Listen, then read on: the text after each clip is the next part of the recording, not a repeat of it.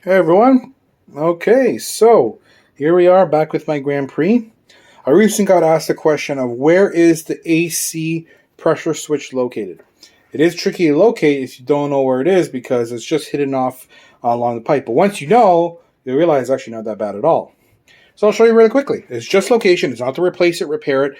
That'll do maybe in another video or anything like that. For now, it's just the location.